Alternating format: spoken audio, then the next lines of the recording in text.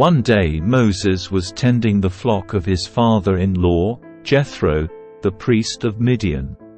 He led the flock far into the wilderness and came to Sinai, the mountain of God. There the angel of the Lord appeared to him in a blazing fire from the middle of a bush. Moses stared in amazement. Though the bush was engulfed in flames, it didn't burn up.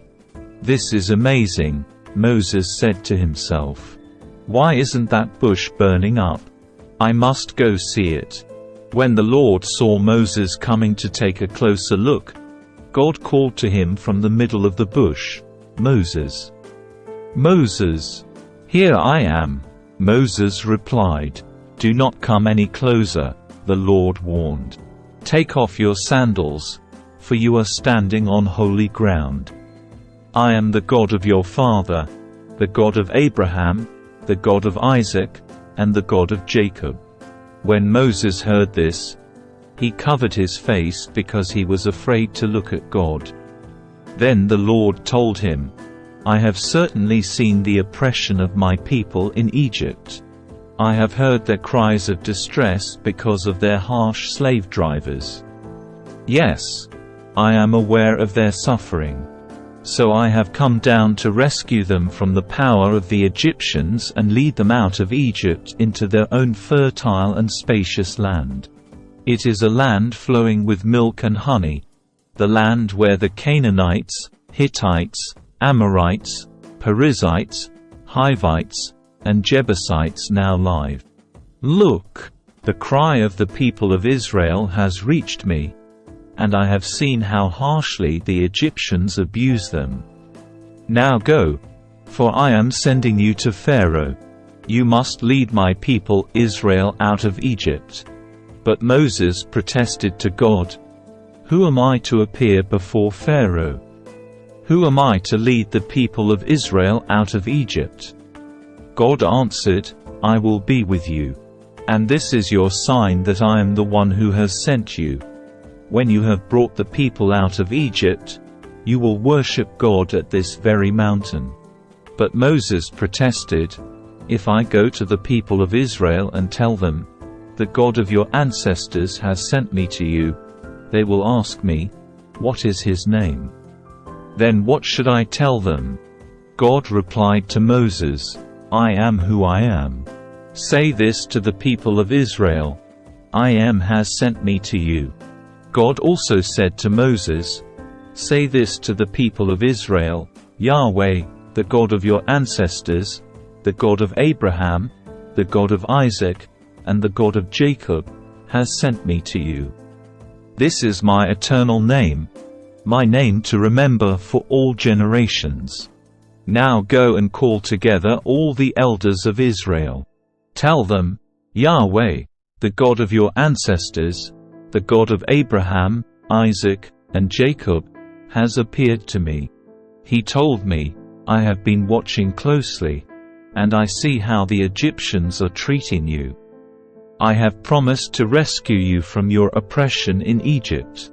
I will lead you to a land flowing with milk and honey, the land where the Canaanites, Hittites, Amorites, Perizzites, Hivites, and Jebusites now live. The elders of Israel will accept your message.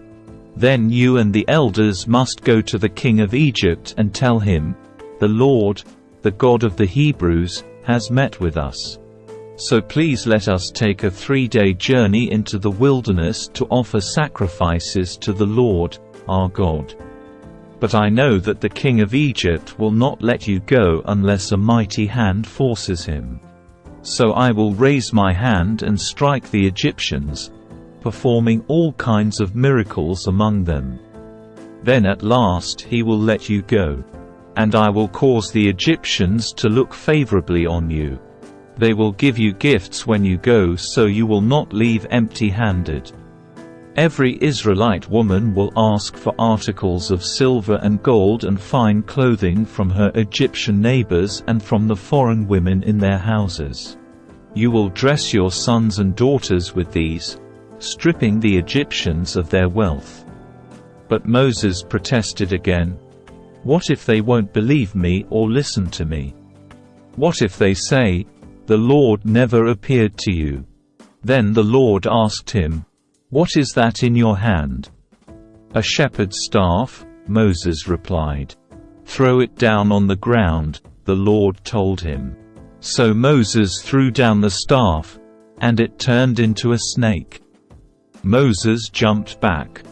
Then the Lord told him, "Reach out and grab its tail." So Moses reached out and grabbed it, and it turned back into a shepherd's staff in his hand. "Perform this sign," the Lord told him.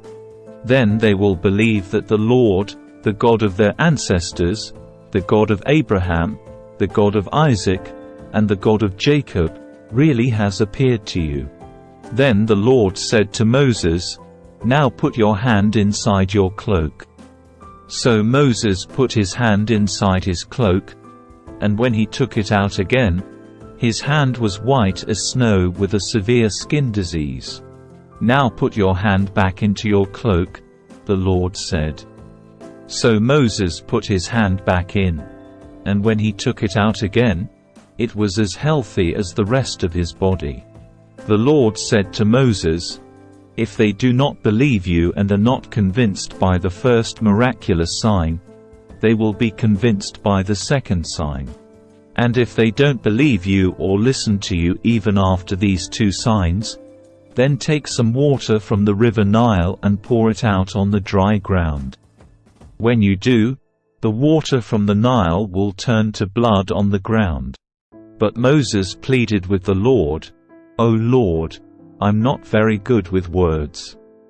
I never have been, and I'm not now, even though you have spoken to me. I get tongue-tied, and my words get tangled." Then the Lord asked Moses, "Who makes a person's mouth? Who decides whether people speak or do not speak, hear or do not hear, see or do not see? Is it not I, the Lord? Now go. I will be with you as you speak, and I will instruct you in what to say." But Moses again pleaded, "Lord, please, send anyone else." Then the Lord became angry with Moses. "All right," he said. "What about your brother, Aaron the Levite? I know he speaks well. And look, he is on his way to meet you now. He will be delighted to see you. Talk to him, and put the words in his mouth. I will be with both of you as you speak, and I will instruct you both in what to do. Aaron will be your spokesman to the people. He will be your mouthpiece, and you will stand in the place of God for him, telling him what to say. And take your shepherd's staff with you, and use it to perform the miraculous signs I have shown you." So Moses went back home to Jethro, his father-in-law. "Please let me return to my relatives in Egypt," Moses said. "I don't even know if they are still alive." "Go in peace," Jethro replied. Before Moses left Midian, the Lord said to him, "Return to Egypt, for all those who wanted to kill you have died." So Moses took his wife and sons, put them on a donkey, and headed back to the land of Egypt. In his hand he carried the staff of God. And the Lord told Moses, "When you arrive back in Egypt, go to Pharaoh and perform all the miracles I have empowered you to do. But I will harden his heart so he will refuse to let the people go. Then you will tell him, 'This is what the Lord says, Israel is my firstborn son. I commanded you, let my son go, so he can worship me. But since you have refused, I will now kill your firstborn son.'" On the way to Egypt, at a place where Moses and his family had stopped for the night, the Lord confronted him and was about to kill him. But Moses' wife, Zipporah, took a flint knife and circumcised her son. She touched his feet with the foreskin and said, "Now you are a bridegroom of blood to me." When she said, "a bridegroom of blood," she was referring to the circumcision. After that, the Lord left him alone. Now the Lord had said to Aaron, "Go out into the wilderness to meet Moses." So Aaron went and met Moses at the mountain of God, and he embraced him. Moses then told Aaron everything the Lord had commanded him to say. And he told him about the miraculous signs the Lord had commanded him to perform. Then Moses and Aaron returned to Egypt and called all the elders of Israel together. Aaron told them everything the Lord had told Moses, and Moses performed the miraculous signs as they watched. Then the people of Israel were convinced that the Lord had sent Moses and Aaron. When they heard that the Lord was concerned about them and had seen their misery, they bowed down and worshipped.